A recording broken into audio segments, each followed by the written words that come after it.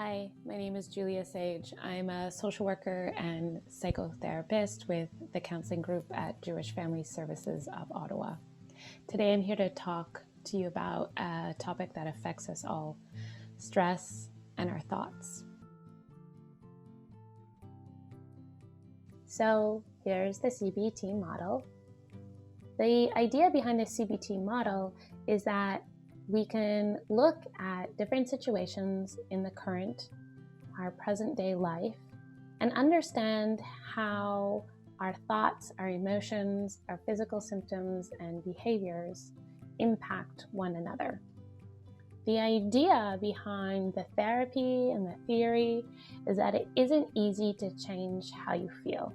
So in our context, it's not easy just to tell yourself, or maybe not even effective, to not be stressed. So therefore, the way in to change the feeling is through making changes in our thinking or in our behaviors. So today we're targeting thoughts. So what's a thought? The Oxford Dictionary describes a thought as an idea or opinion produced by thinking or occurring suddenly in the mind.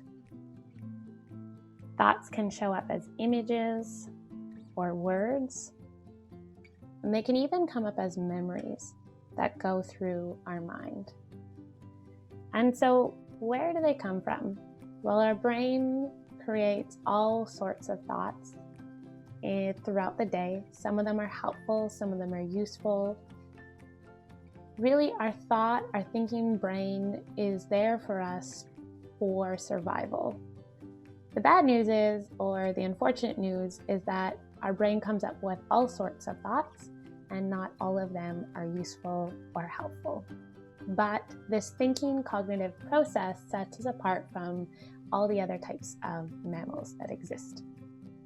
And the way we see it in CBT, and the most helpful thing for you to probably remember when we're talking about thoughts, is it can be helpful to consider our thoughts as interpretations instead of as facts themselves. One of the ways that you can begin to maybe make changes in your thinking is just to be able to identify when your thinking is unhelpful. So here's the top 10 most common unhelpful thinking styles, also known as thinking traps. And these are helpful in order for you to be able to categorize and find types of thinking in your everyday life that might not be as useful as maybe you are aware. And this is a really beginning spot for really shifting your relationship with your thoughts.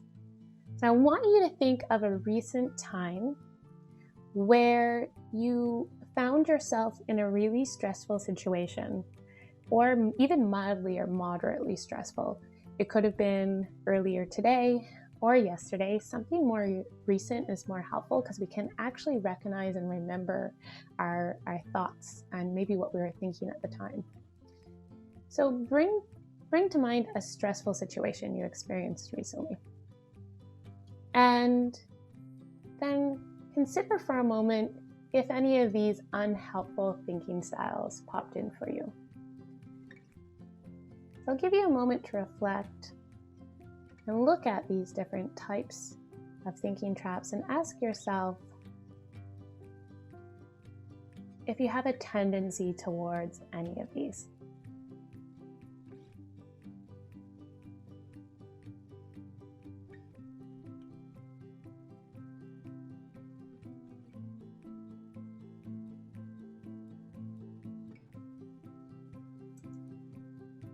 Of course, there's different ways you can work towards challenging your thoughts if you begin to notice that some of your thinking is unhelpful and actually contributes to you feeling worse and more stressed. The first step is really to practice identifying your thoughts and writing them down. The next step is to really look for the unhelpful thinking styles in your thoughts. We'll go back to this slide. So beginning to notice if and when you're getting caught up in something like all or nothing or black and white thinking, and asking yourself, is this really helpful? Is there more space for another type of more balanced type of thinking that will actually help me to feel better about certain situations? So after you're able to really identify when your thinking is unhelpful, then you can move to step 3. You want to choose a specific thought or type of thinking that you want to change. And some of us have recurring unhelpful thoughts that keep coming up. So once you choose a specific thought you want to change, the next step is to then challenge the thought. And one way to do this is using a thought record, which I'll introduce in a moment. And we challenge thoughts by looking for evidence for and against a thought. So we're really trying to be objective about our thinking and ask ourselves, is there any evidence that actually supports this thought? Or am I getting caught up in thinking for which there isn't a whole lot of evidence to back it up? And then once you've kind of put that thought on trial, so to speak, before a judge and jury, and really looked for only objective facts and evidence for and against the thought, then you'll be ready to perhaps come up with a more evidence-based or alternative thought. We also, another term we use for this is balanced thought. The idea is it's a more realistic thought than perhaps the original thought. And the idea here is really to be more realistic versus on the extreme of positive or negative. And I love this example. So in this example, we have the extreme of really negative and really positive, where the person is thinking everyone hates me versus everyone loves me. And then as you can see, they come up with a more balanced kind of center, or even you could think of even a little bit more positive, a center way of thinking. But we certainly don't need to be aiming for either of the extremes. So inviting you to print out or download and print out this particular tool. I'm going to be using this thought record with you today to walk through how to start working with an unhelpful thought and working towards coming up with a more helpful way of thinking. So hit the pause button and take some time to practice now using a thought record. You could think of a situation recently where you noticed some unhelpful, negative automatic thoughts and see if you can arrive at a more balanced perspective. So you've printed out your thought record, you have a pen or a pencil ready, and you and I can now practice along together. So you first want to identify a recent situation where you noticed an increase in your stress. You want to think about what was happening right before the stress occurred. And I want you to write down a few details about that situation.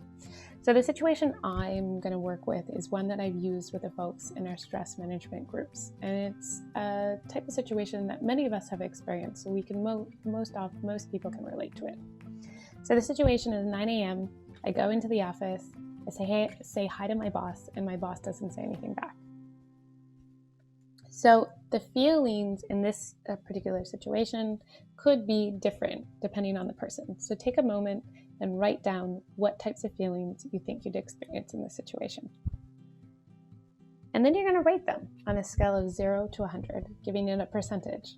100 being a higher level of emotion and 0 being the lowest, or practically none of that emotion. So in this particular situation, I said that it made me feel sad, it made me feel confused, it made me feel angry, and I also felt stressed. Because my boss usually perhaps says hi to me. So I'm going to give it a percentage of 60% stressed.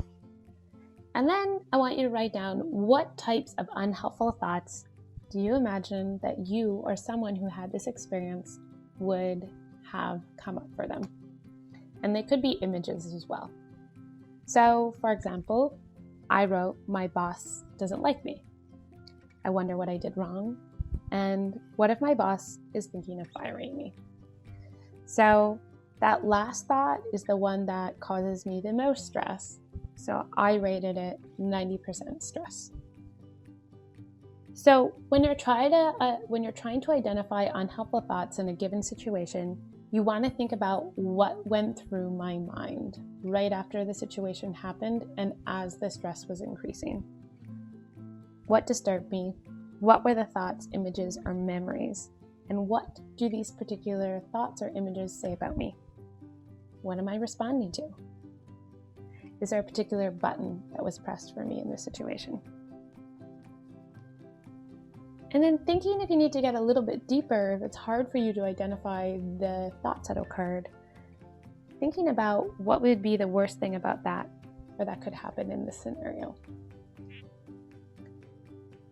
And then you want to take time, just like I described in the slideshow, to think about facts that support the unhelpful thought and facts that provide evidence against the unhelpful thought. And we want to show both sides. We want to try to be as objective as possible. It's hard when there's a situation that's highly emotional for us or that we're quite close to. We tend to really give emotional evidence. This is not about emotional evidence. This is about being able to step back and look for facts. So you want to imagine that you're before a judge and a jury, and they're only accepting hard or factual evidence. A way that you could think about this is to think about, what do I know about this situation that's truly or absolutely true?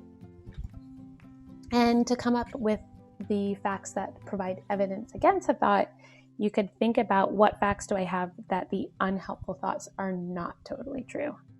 So take a moment and think about this for a moment. And let's imagine for a second, after I really sat with this thought for a while and tried to observe the facts, I actually couldn't come up with any facts that support the unhelpful thought. In some scenarios, you will come up with both sides of the equation. And for facts that provide evidence against the unhelpful thought, I came up with, I recently had a good performance review. I usually actually have a good positive relationship with my boss. And I've been working here for 3 years, and this isn't a common occurrence. Then you want to kind of think about alternative or more balanced or a more balanced perspective. So this is where you really want to stop. You want to take a deep breath. And you really want to try to take yourself outside this situation. Because when it's something close to us, we tend to bring a lot more emotional weight to it. So if we think for a moment, if this was someone else, like perhaps you're talking with a friend, what might they say about this situation? Or if my friend or someone close to me was going through a similar situation, what would I say to them? One of the cues here on the worksheet is, what advice would I give someone else who is going through this situation? And another question to ask yourself, is my reaction in proportion to the actual event? Is this really as important as it seems? It's that opportunity to kind of step back and reflect and put the thinking into perspective. And sometimes this is really, really difficult to do. So sometimes you might want to actually ask someone you know, throw out the situation to them and gain another perspective. But most of us can imagine someone close to us, maybe a really good friend, what they might say to us to help us put the situation into perspective. So the alternative, more realistic and balanced perspective I came up with this particular situation is, I am unsure why my boss didn't say hi to me, but I don't have any evidence that this means anything about me or my job performance. And then once you come up with that balance, you're going to rewrite your level of stress. And in this case, I only feel 15% stressed. So give this a try it out, see how it feels. Cognitive restructuring is one of the hardest skills to learn in CBT. So if the first few times you give this a try, it feels really hard and challenging, it's because it is. It is one of the skills that gets easier with practice. So thank you for joining me today on this segment on stress and thoughts. Today we talked about how thoughts can have a big role to play in how we feel. We know that how we interpret situations or events can really lead to different outcomes in how we behave or how we feel. And CBT strategies can help us to challenge these unhelpful ways of thinking or responding to stress, especially if we notice that's the case. So using a thought record is just one tool we can use to come up with balanced or alternative ways of thinking. And this can really help us to reduce our stress in certain situations, particularly if they keep coming up again and again. So this is one part of a 4-part video series. For more resources on how to manage stress and other tools for increasing your well-being, please visit our websites, jfsottawa.com and thecounselinggroup.com. May you be well and may your stress be well managed.